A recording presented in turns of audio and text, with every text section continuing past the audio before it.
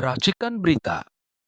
Mari kita dengarkan pembicara kita, yakni Bapak Muhammad Said Didu.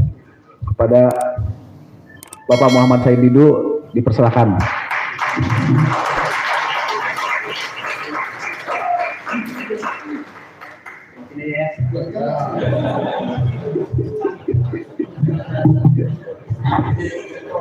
Enggak, masih gaya mahasiswa gitu.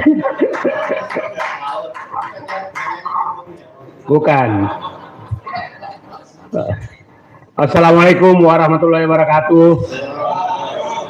Selamat sore, salam sejahtera buat kita semua.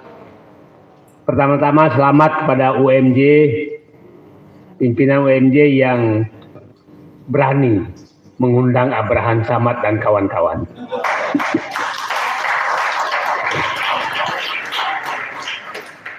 Ini menunjukkan bahwa ya sepertinya kampus ini belum terjajah.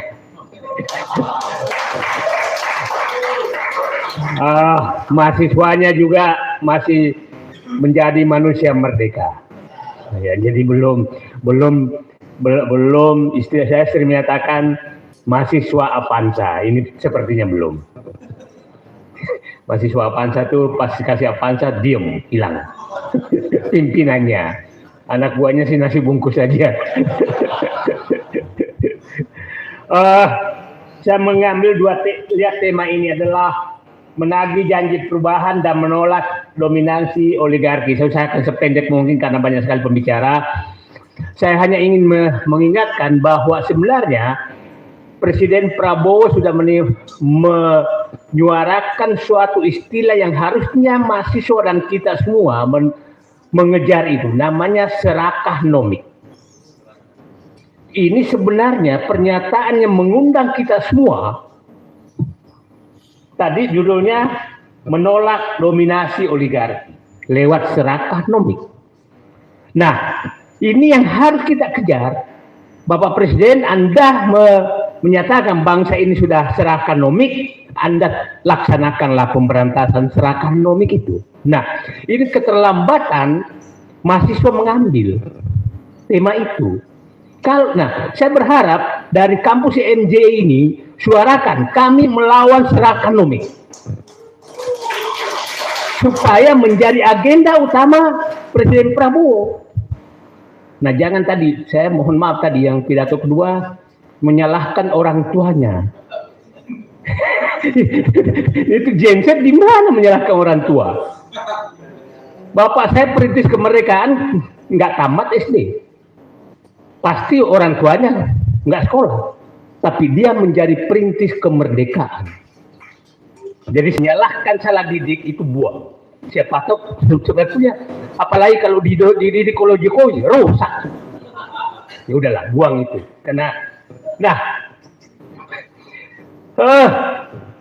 Dan saya menyatakan serakah nomik ini mulai terjadi 98.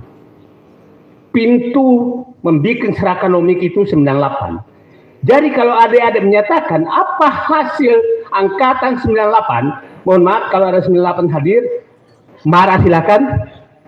Hasil Anda adalah menyerahkan kekuasaan kepada oligarki. Itu clear. Karena disitulah semua diserahkan, politik diserahkan, ekonomi diserahkan, bahkan parcok pun diserahkan. Itulah hasil angkatan 98. Nah, saya ingin menggambarkan sedikit saja apa itu serakah nomik. Sinarmas, pedagang minyak goreng dari kampung saya, Kota Makassar. Pedagang minyak goreng. Dia nggak punya pabrik minyak goreng, dia nggak punya pohon kelapa. Setelah itu mulai masuk ke minyak goreng, berhenti di situ, tidak boleh masuk ke yang lain sampai 98. Setelah 98 dia masuk memiliki kebun sawit dimanapun dan kebun kelapa dimanapun. Sekarang hampir semua real estate di Tangerang dikuasai mereka. Itulah serakah nomik.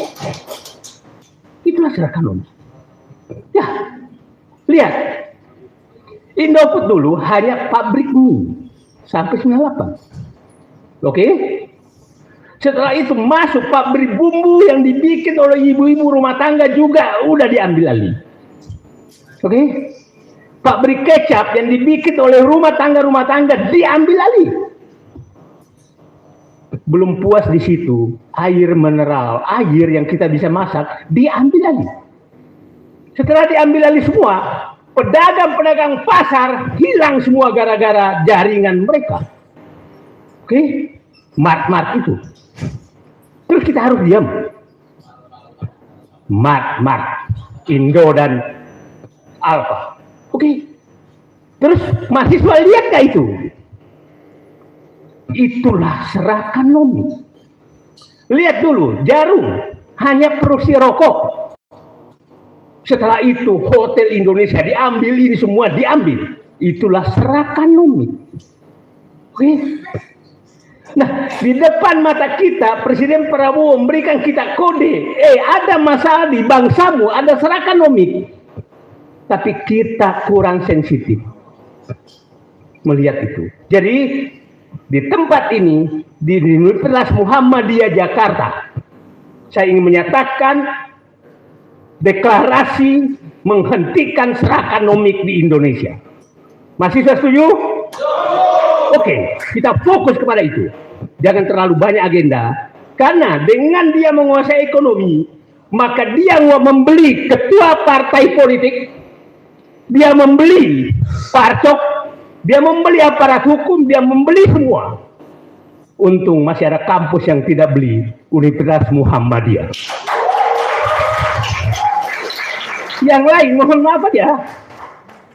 Coba bayangkan, mohon maaf ada alumni UI, ya, bayangkan pelanggar etika rektor UI waktu menjadi komisaris BUMN yang diubah adalah statutanya yang diubah, kampus Universitas Indonesia. Artinya kampus pun sudah menjual diri. Oke, fakta nggak bisa dibenar. Nah, kalau kampus sudah begitu, kita mau berharap apa? Jadi saya berharap mudah-mudahan ini pidato saya terakhir, bukan karena mati. Karena saya sudah berjanji, apabila kampus sudah bangun, cendekiawan sudah teriak, maka saya duduk masuk kamar tidur. Saya ini birokrat 35 tahun. Tapi memang saya aktivis dari dulu. Tapi karena lihat kampus diam semua, mahasiswa diam, cendekiawan diam, maka saya duduk keluar. Jadi saya berharap ini Pak Marwan pidato saya terakhir. Karena kampus sudah keluar, mahasiswa sudah keluar untuk memperjuangkan rakyat. Terima kasih. Assalamualaikum warahmatullahi wabarakatuh.